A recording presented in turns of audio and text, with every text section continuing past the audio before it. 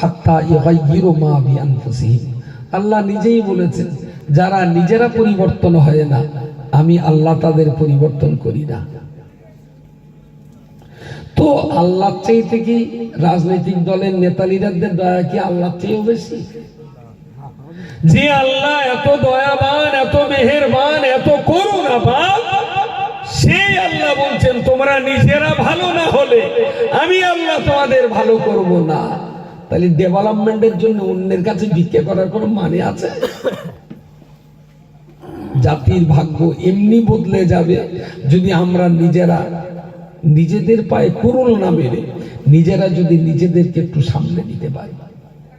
একটা বাচ্চা সেলাই কাজ করে, 14 বছর বয়স, সপ্তাহে কি মাসে সে 12,000 13,000 টাকা রোজগার করে। আপনি জানেন তার ভিতরে এলাকার অনেক মুদিখানার দোকানে এখন গাঁজা পাওয়া যাচ্ছে। বিড়ির মুখটা ফসকে ওই তামাকটা ফেলে দিয়ে গাঁজার তামাকটা ঢুকিয়ে তাই খাওয়া হচ্ছে। আর এইভাবে যদি 12-14 বছর, 16-18 বছর, 20 বছরের যুবকেরা যদি এই গাঁজার নেশায় অভ্যস্ত হয়ে যায়, জীবনের সবচেয়ে বড় ঝুঁকি ওর স্ত্রীর কাছে ঝাঁটালা থেকে জীবন চলে যাবে, ওর সংসার টিকবে না। আর একটা টাইমে ও যখন ওর স্ত্রীর মনের খোরাক দিতে পারবে না, ওর স্ত্রীটাও তখন বেবিচারী হবে। তার জন্য ওই সমাজ বিষাক্ত হবে।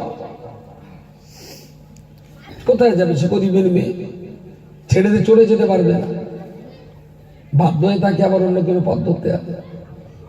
এইভাবে যদি একটা সমাজ শেষ হয়ে যায়, কারোর দোষ দিয়ে লাভ নেই। নিচে থেকে যদি আমরা আমাদের সমাজ গোছাতে না পারি, অন্য ধর্মের কেউ এসে আমার সমাজকে গুছিয়ে দিতে পারে না। কোন দল, কোন পার্টি আমার সমাজকে পথ দেখাবে না, দেখাতে পারবে যদি আমরা নিজেদেরকে, আমরা যদি আমাদের পায়ে দাঁড়িয়ে আমাদের সন্তানদেরকে যদি আমরা সুরক্ষা না দিতে পারি, কেউ সুরক্ষা দেবে না। আপনি ভাবুন তো, রাসূলুল্লাহ মক্কা থেকে